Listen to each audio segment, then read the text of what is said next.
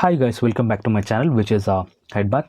Guys, ಇವತ್ತಿನ topic, ನಾವು ಎಷ್ಟೋ ಸಲ ಅಂದ್ಕೊತೀವಿ ಲಾಂಗ್ ಟರ್ಮಲ್ಲಿ ನಮಗೆ ಶೇರ್ಸ್ ಬೇಕು, ಫಂಡಮೆಂಟಲ್ ಏನೂ ಚೆನ್ನಾಗಿರಬೇಕು, ನಮಗೆ ಬಿಸ್ನೆಸ್ ಕೂಡ ಗೊತ್ತಿರುತ್ತೆ, ಸೊ ಚೆನ್ನಾಗೂ ಕೂಡ ಇರುತ್ತೆ ಆ ಶೇರು. ಬಟ್ ನಾವೇನು ಮಾಡಿಬಿಡ್ತೀವಿ, ಅದರಲ್ಲಿ ಇನ್ವೆಸ್ಟ್ ಮಾಡಲ್ಲ. ಸೊ ಸ್ವಲ್ಪ ದಿನಗಳ ನಂತರ ಏನಾಗುತ್ತೆ, ಅದೇ ಶೇರು ನಾವೇನು ಚೆನ್ನಾಗಿದೆ ಅಂತ ಏನೋ ಒಂದು ಪ್ರಿಡಿಕ್ಷನನ್ನು ಮಾಡಿರ್ತೀವಿ, ಒಂದು ಸ್ಟಡಿನ ಮಾಡಿರ್ತೀವಿ, ಅದೇ ಶೇರು ಏನು 2-3 ಮಂತ್ಸು 2-3 ಇಯರ್ ಬಿಟ್ಬಿಟ್ಟು ಒಂದು ರಾಕೆಟ್ ಥರ ಆಗುತ್ತೆ. ಅಂದರೆ ರಾಕೆಟ್ನ ಒಂದು ಸ್ಪೀಡನ್ನು ತಗೊಳುತ್ತೆ. ಸೊ ನೋಡೋಣ ಅಂಥ ಒಂದು ಬಿಸ್ನೆಸ್ ಯಾವುದು, ಅಂಥ ಶೇರ್ಗಳು ಯಾವ್ಯಾವು ಅಂತ. ಸೊ ಎಲ್ಲ ಒಂದು ಕಡೆ ಏನು ಅನಿಸುತ್ತೆ ಅಂತ ಹೇಳಿದ್ರೆ, ಒಂದು ತಪ್ಪನ್ನು ಮಾಡಿಬಿಟ್ವಿ ಅಂತ ಅನಿಸುತ್ತೆ. ಅಂದರೆ ಟ್ರೈನ್ ಹೋಯಿತು, ಸ್ಟೇಷನಿಂದ ಟ್ರೈನ್ ಹೋಗ್ಬಿಡ್ತು, ಸೊ ಟ್ರೈನ್ ಮಿಸ್ ಆಯ್ತು ನಮಗೆ, ಆ ಟ್ರೈನ್ ನಾವು ಹತ್ತಲಿಲ್ಲ. ಸೊ ಆ ಥರ ಒಂದು ಮಿಸ್ಟೇಕ್ ನಾವು ಮಾಡಿಬಿಡ್ತೀವಿ. ಸೊ ನೋಡೋಣ ಅಂಥ ಯಾವ ಶೇರು, ಅಂಥ ಯಾವ 2 ಶೇರ್ಗಳು ಅಂದರೆ ಜಾಸ್ತಿ ನನಗನ್ಸಿದ್ದು, ಅದನ್ನು ನಾವೆಲ್ಲೋ ಒಂದು ಕಡೆ ಮಿಸ್ ಮಾಡಿಬಿಟ್ವಿ ಅಂತ. ಸೊ ನೋಡೋಣ, ಎಲ್ರಿಗೂ ಕೂಡ ಅವ್ರದ್ದೇ ಒಂದು ಆಗಿರ್ತಕ್ಕಂಥ ಒಂದು ಈ ಥರ ಮಿಸ್ಟೇಕ್ಸ್ ಆಗಿರುತ್ತೆ. ಸೊ ನನ್ನ ಮಿಸ್ಟೇಕ್ಸ್ನ ನಾನಿಲ್ಲಿ ಹೇಳ್ತಿದ್ದೀನಿ. ಸೊ ನೋಡೋಣ ಬನ್ನಿ. ಫಸ್ಟ್ ಸ್ಟಾಕ್ ಬಂದು ಮ್ಯೂಸಿಕ್ ಇಂಡಸ್ಟ್ರಿದು ಫಸ್ಟ್ ಸ್ಟಾಕು. ಬೇಸಿಕಲಿ ನಮಗೆ ಜಿಯೋ ಬರೋದಕ್ಕಿಂತ ಮುಂಚೆ ಯೂಸಸ್ ಆಫ್ ಇಂಟರ್ನೆಟ್ ತುಂಬಾ ಕಡಿಮೆ ಇತ್ತು. ಸೊ ನನಗೆ ನೆನಪಿರೋ ಹಾಗೆ ಐಡಿಯಾದವರು 99 ರೂಪಾಯಿಗೆ 1 GB 1 ಮಂತಿಗೆ ಕೊಡೋರು. 99 ರೂಪಾಯಿಗೆ 1 GB. ಈಗ ನಾವೇನು ಮಾಡ್ತಿದ್ದೀವಿ, 1.5 GB 1 ದಿನಕ್ಕೆ ನಾವು ಉಪಯೋಗ ಮಾಡ್ತಿದ್ದೀವಿ. ಸೊ ಸ್ವಲ್ಪ ದಿನಗಳ ಹಿಂದೆ, ಅಂದರೆ ಜಿಯೋ ಬರೋದಕ್ಕಿಂತ ಮುಂಚೆ ಈ ಥರ ಇರಲಿಲ್ಲ. 1 GB 1 ತಿಂಗಳು ಯೂಸ್ ಮಾಡ್ತಿದ್ವಿ. ಏನಂದರೆ ಏನೋ ಒಂದು ಫೈಲ್ ಬಂತು, ಡೌನ್ಲೋಡ್ ಮಾಡೋದು, ಟಕ್ ಅಂತ ಆಫ್ ಮಾಡಿಬಿಡೋದು ಇಂಟರ್ನೆಟ್ಟು. ಸೊ ಈ ಥರ ಇತ್ತು. ಜಿಯೋ ಬಂದ ತಕ್ಷಣವೇ ಒಂದು ಇಂಟರ್ನೆಟ್ ಇದರಲ್ಲಿ ಒಂದು ದೊಡ್ಡದಾಗಿರ್ತಕ್ಕಂಥ ಒಂದು ರೆವಲ್ಯೂಷನ್ನೇ ನೋಡ್ದೋಯ್ತು. ಓಕೆ, ಸೊ ಆವಾಗಿಂದ ಏನಾಯಿತು, ಪ್ರತಿಯೊಂದಕ್ಕೂ ನಾವು ಇಂಟರ್ನೆಟ್ ಮೇಲೆ ಡಿಪೆಂಡ್ ಆದ್ವಿ.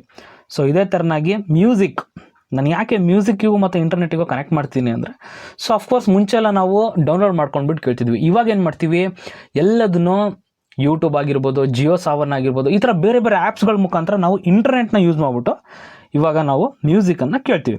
ಸೊ ಈ ಮ್ಯೂಸಿಕ್ ಇಂಡಸ್ಟ್ರಿಯಲ್ಲಿ ಬರ್ತಕ್ಕಂಥ ಶೇರ್ಗಳು ಯಾವುದಪ್ಪ ಅಂತ ಹೇಳಿದ್ರೆ, ಪ್ರಮುಖವಾಗಿ ಹಾಗೆ ಮುಖ್ಯವಾಗಿ ಟಾಪಲ್ಲಿ ಇರ್ತಕ್ಕಂಥ ಶೇರ್ಗಳು, ಒಂದನೇದು ಟಿಪ್ಸ್ ಇಂಡಸ್ಟ್ರೀಸ್. ನಿಮಗೆ ಗೊತ್ತಿರ್ಬೋದು, ಆಲ್ಮೋಸ್ಟ್ ಇದನ್ನು ಏನು ಈ ಲೋಗೋ ನೋಡ್ತಿದ್ದೀರಲ್ಲ, ಆಲ್ಮೋಸ್ಟ್ ಇದನ್ನು ಎಲ್ಲರೂ ನೋಡಿರ್ತೀರ, ಇದು ಟಿಪ್ಸ್ ಇಂಡಸ್ಟ್ರೀಸು. ಸೊ ಹಾಗೆಯೇ ನೆಕ್ಸ್ಟ್ ಶೇರ್ನ ನೋಡೋದಾದರೆ ಸರೆಗಮ ಇಂಡಿಯಾ ಲಿಮಿಟೆಡ್. ಸೊ ಇವೆರಡು ಸ್ಟಾಕ್ಗಳ ಒಂದು ಚಾರ್ಟ್ ಪ್ಯಾಟ್ರನನ್ನು ನೋಡಿ. ಈ ಚಾರ್ಟ್ ಪ್ಯಾಟ್ರನ್ನ ನೋಡಿ, ಆಲ್ಮೋಸ್ಟ್ ಈ ಪಾಯಿಂಟಿಂದ ಇಲ್ಲಿ ತನಕನೂ ಒಂದು ಫ್ಲ್ಯಾಟಿಶ್ ಆಗಿರ್ತಕ್ಕಂಥ ಒಂದು ಪರ್ಫಾರ್ಮೆನ್ಸು. ಲಿಟ್ರಲಿ ಹೇಳೋದಾದರೆ ಏನೋ ಒಂದು ಪರ್ಫಾರ್ಮೆನ್ಸ್ ಕೊಟ್ಟೇ ಇಲ್ಲ, ಏನೇನು ಪರ್ಫಾರ್ಮೆನ್ಸೇ ಇಲ್ಲ. ಸೊ ಇಲ್ಲಿಂದ ಈ ಪಾಯಿಂಟಿಂದ ಇಲ್ಲಿ ತನಕ ನೋಡಿ, ಅಂದರೆ ಇಲ್ಲಿ ತನಕನೂ ಯಾವ ಲೆವೆಲ್ಗೆ ರಾಕೆಟ್ ಥರ ಆಗಿದೆ ಅಂತ ಹೇಳ್ಬಿಟ್ಟು. ಅಂದರೆ ನಾನು ಏನು ಹೇಳ್ತಿದ್ದೀನಿ, ಇನ್ನೂ ಒಂದು ಪ್ರಮುಖವಾಗಿರೋ ವಿಷಯ ಅಂತ ಹೇಳಿದ್ರೆ, ಕೋವಿಡ್ ಆದ ಮೇಲೆ ಇನ್ನೂ ಮ್ಯಾಸಿವ್ ಆಗಿರ್ತಕ್ಕಂಥ ಒಂದು ಒಳ್ಳೆ ರಿಟರ್ನನ್ನು ಕೊಟ್ಟಿದೆ.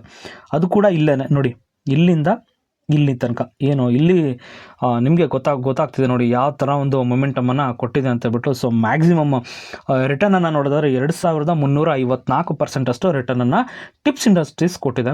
ಸೊ ಸರೆಗಮ ಕೂಡ ಏನೋ ಅದ್ರ ಹೊರತಾಗಿಲ್ಲ. ಸೊ ಅದೇ ಥರನಾಗಿರ್ತಕ್ಕಂಥ ಸೇಮ್ ಸ್ಟೋರಿ, ಫ್ಲ್ಯಾಟಿಶ್ ಆಗಿರ್ತಕ್ಕಂಥ ಒಂದು ಪರ್ಫಾರ್ಮೆನ್ಸು ಗ್ರಾಫಲ್ಲಿ ನೋಡಿದರೆ ನಿಮಗೆ ಗೊತ್ತಾಗುತ್ತೆ. ಸೊ ಇಲ್ಲಿಂದ ಇಲ್ಲಿ ತನಕ ಒಂದು ಫ್ಲ್ಯಾಟಿಶ್ ಆಗಿರ್ತಕ್ಕಂಥ ಪರ್ಫಾರ್ಮೆನ್ಸು ನೋಡಿ, ಇಲ್ಲಿಂದ ಯಾವ ಥರ ರಾಕೆಟ್ ಮೂಮೆಂಟಮನ್ನು ಕೊಟ್ಟಿದೆ. ಸೊ ಹತ್ತತ್ರ 22,854% ಇದರ ಆಲ್ ಟೈಮ್ ರಿಟರ್ನ್ ಅಂತ ಹೇಳ್ಬೋದು, ಅದು ಕೊಟ್ಟಿದೆ ಕೂಡ. ಓಕೆ, ಇವಾಗ ಫಸ್ಟು ಸರೆಗಮ ಇಂಡಸ್ಟ್ರೀಸ್ ಅವರ ಒಂದು ಬ್ಯಾಲೆನ್ಸ್ ಶೀಟ್ನ ನೋಡೋಣ. ಸೊ ಎಲ್ಲೂ ಕೂಡ ಆಲ್ಮೋಸ್ಟ್ ಒಂದೇ, ಎಲ್ಲದನ್ನು ನೋಡಿದರೂ ಕೂಡ ಆಲ್ಮೋಸ್ಟ್ ಒಂದೇ ಸಿಗುತ್ತೆ ನಮಗೆ. ಸೊ ಲಾಂಗ್ ಟರ್ಮ್ ಬಾರೋಯಿಂಗ್ಸ್ನ ನೋಡೋದಾದರೆ ನೋಡಿ, ಲಾಂಗ್ ಟರ್ಮ್ ಬಾರೋಯಿಂಗ್ಸು 0. ಲಾಂಗ್ ಟರ್ಮಲ್ಲಿ ಸಾಲನ ಏನೇನು ಮಾಡೇ ಇಲ್ಲ ಇವರು. ಸೊ ರಿಸರ್ವ್ಸ್ ಆ್ಯಂಡ್ ಸರ್ಪ್ಲಸ್ಸನ್ನು ಅಷ್ಟೇ ನೋಡಿ, 396 ಇತ್ತು, 492 ಆಯಿತು, 1300, 1199, 1332. Okay, next short term borrowings ನೋಡೋಣ. ಆ್ಯಕ್ಚುಲಿ ರಿಸರ್ವ್ಸು ಹೋಗ್ತಾ ಏನು ಮಾಡಿದ್ದಾರೆ, ಜಾಸ್ತಿ ಮಾಡ್ಕೊತ ಹೋಗಿದ್ದಾರೆ. ಇದೊಂದು ಒಳ್ಳೆಯ ವಿಷಯ.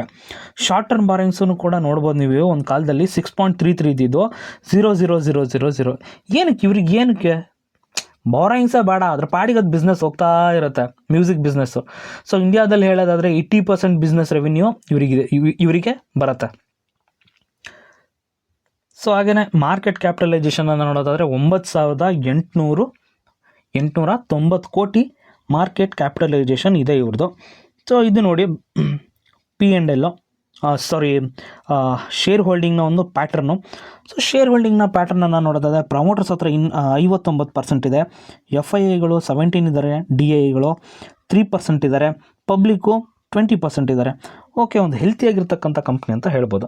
ಇಲ್ಲಿ ಏನಪ್ಪ ಮೇಯ್ನಾಗಿ ಅಬ್ಸರ್ವೇಷನ್ ಮಾಡಬೇಕು ಅಂತ ಹೇಳಿದ್ರೆ, ನಾನು ಮುಂಚೆನೇ ಹೇಳಿದೆ, ಟ್ರೈನು ಬಿಟ್ಟು ಹೋಗ್ಬಿಟ್ಟಿದೆ. ಸೊ ನಾವೇನು ಮಾಡಿಬಿಟ್ಟಿದ್ವಿ, ಇದರಲ್ಲಿ ಏನು ಇನ್ವೆಸ್ಟ್ ಮಾಡಲಿಲ್ಲ. ನಮಗೆ ಗೊತ್ತಿತ್ತು ಮುಂದೊಂದು ದಿನ ಕ್ಲಿಕ್ ಆಗುತ್ತೆ ಅಂತ ಹೇಳ್ಬಿಟ್ಟು, ಬಟ್ ನಾವು ಇನ್ವೆಸ್ಟ್ ಮಾಡಲಿಲ್ಲ. ಏನಪ್ಪ ನಾವು ಮುಖ್ಯವಾಗಿ ನೋಡಬೇಕು ಅಂತ ಹೇಳಿದ್ರೆ, ನಮ್ಮ ಅಕ್ಕಪಕ್ಕ ಏನು ನಡೀತಿದೆ, ಅಬ್ಸರ್ವೇಷನ್ ತುಂಬಾ ಇಂಪಾರ್ಟೆಂಟು. ಯಾವ ಶೇರ್ಗಳು ಹೆಂಗೆ ಮೂಮೆಂಟಮ್ ಆಗ್ತಿದೆ ಅದು ಓಕೆ, ಶೇರ್ ಬಗ್ಗೆ ಗೊತ್ತಿಲ್ಲ ಅಂದ್ರೂ ಕೂಡ EV sector, electric vehicles road ಮೇಲೆ ನೋಡ್ಬೋದು ನೀವು. ನಮ್ಮ ಮನೆ ಬಾಗಿಲುಗಳಲ್ಲಿ ಎಷ್ಟೊಂದು ಎಲೆಕ್ಟ್ರಿಕ್ ವೆಹಿಕಲ್ಸ್ ಓಡಾಡ್ತಾನೆ ಇದ್ದಾವೆ ಇವಾಗ. ಸೊ ಆದ ಕಾರಣ ಟಾಟಾ ಮೋಟರ್ಸು ಒಂದು ಮೊಮೆಂಟಮನ್ನು ಪಡ್ಕೋತು. ಹಾಗೆಯೇ Tata power, green energy, clean energy, ಈ ಥರ ರಿನ್ಯೂವಬಲ್ ಎನರ್ಜಿಗಳಿಗೆ ಒಂದು ದೊಡ್ಡ ಪ್ಯಾಕೇಜನ್ನು ಕೊಡ್ತಿದ್ದಾರೆ ಎಲ್ಲಿಂದ, ಗೌರ್ಮೆಂಟ್ ಕಡೆಯಿಂದ. ಸೊ ಯಾವ ಶೇರು, ಟಾಟಾ ಪವರು 10 ವರ್ಷದಿಂದ ಏನು ಮೊಮೆಂಟಮನ್ನು ತೊಗೊಳದೇ ಇರತಕ್ಕಂಥ ಒಂದು ಶೇರು ಇವಾಗ ಮೊಮೆಂಟಮನ್ನು ತೊಗೊಂಡಿದೆ. ಯಾಕೆ? ಅಫ್ಕೋರ್ಸ್ ನ್ಯೂಸಲ್ಲೆಲ್ಲ ಬರ್ತಿದೆ, ಓಕೆನಾ. ಇನ್ನೂ ಒಂದು ಎಕ್ಸಾಂಪಲ್ಲು ಝೆನ್ಟೆಕ್ಕು ಡ್ರೋನ್ ಸೆಕ್ಟರ್ಲಿ ಬರ್ತಕ್ಕಂಥ ಒಂದು ಶೇರು. ಆ ಶೇರ್ಗೆ ಡ್ರೋನ್ ಸೆಕ್ಟರ್ಗೂ ಕೂಡ ಸುಮಾರು ಅಲೋಕೇಶನ್ಸ್ಗಳನ್ನು ಕೊಡ್ತಾ ಇದ್ದಾರೆ. ಕಾಮಿಕಾಜೆ ಅಂತಕ್ಕಂಥ ಒಂದು ಸೂಸೈಡ್ ಅಂದರೆ ಹೋದ ತಕ್ಷಣ ಅದು ಟಾರ್ಗೆಟ್ನ ರೀಚ್ ಆದ ತಕ್ಷಣ ಹೋಗಿ ಕ್ರ್ಯಾಶ್ ಆಗ್ತಕ್ಕಂಥದ್ದು, ಅದನ್ನು ಕಾಮಿಕಾಜೆ ಡ್ರೋನ್ಸ್ ಅಂತ ಕರೀತಾರೆ. ಸೊ ಅಂಥ ಡ್ರೋನ್ಸ್ಗಳನ್ನೆಲ್ಲ ಮಾಡ್ತಿದ್ದಾರೆ ಎಲ್ಲಿ, ನಮ್ಮ ಇಂಡಿಯಾದಲ್ಲಿ. ಸೊ ಇಂಥ ಆರ್ಡರ್ಸ್ಗಳೆಲ್ಲ ಸಿಗ್ತಿದೆ.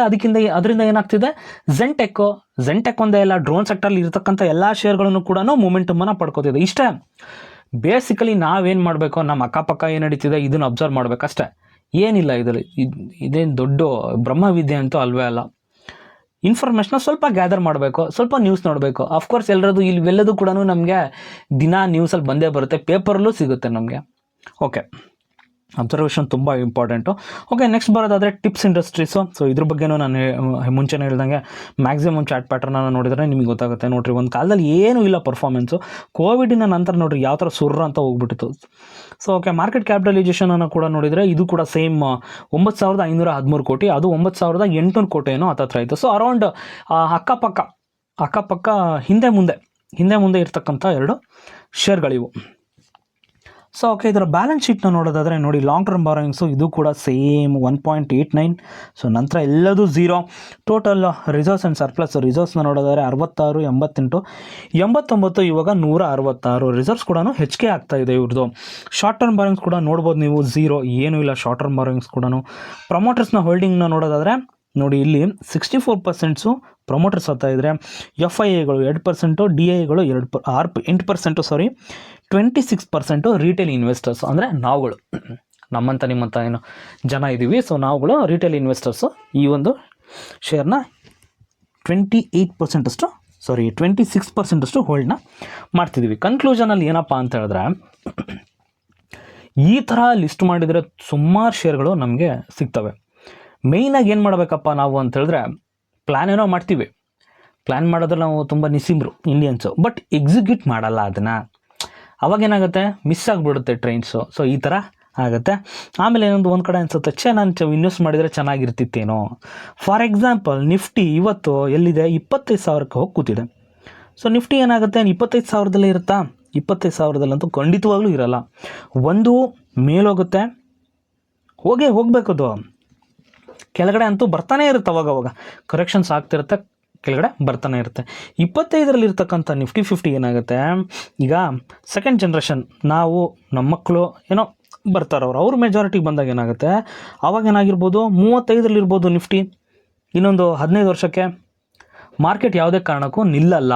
ಅಂದರೆ ನಾನು ಏನು ಹೇಳ್ತಿದ್ದೀನಿ ಅಂದರೆ, ಪ್ಲ್ಯಾನ್ ಮಾಡ್ತೀವಿ ನಾವು, ಇನ್ವೆಸ್ಟ್ ಮಾಡೋಕ್ಕೋಗಲ್ಲ. ಸೊ ಇನ್ವೆಸ್ಟ್ ಮಾಡಲ್ಲ, ನೋಡ್ತಾನೇ ಕೂತಿರ್ತೀವಿ. ಏನಾಗುತ್ತೆ, ಈ ಥರ ಟ್ರೈನ್ಗಳು ಸ್ಟೇಷನಿಂದ ಬಿಟ್ಟೋಗ್ಬಿಡುತ್ತೆ. So okay, hope guys video ಇಷ್ಟ ಆಯಿತು ಅನ್ಕೋತೀನಿ. ವಿಡಿಯೋ ಇಷ್ಟ ಆದರೆ ಒಂದೇ ಒಂದು ಲೈಕನ್ನು ಕೊಡಿ. ಹಾಗೆಯೇ ನನ್ನ ಚಾನಲ್ನ ಸಬ್ಸ್ಕ್ರೈಬ್ ಮಾಡ್ಕೊಂಡಿಲ್ಲ ಅಂದರೆ ಸಬ್ಸ್ಕ್ರೈಬ್ ಮಾಡ್ಕೊಳ್ಳಿ ಗೈಸ್. Thank you.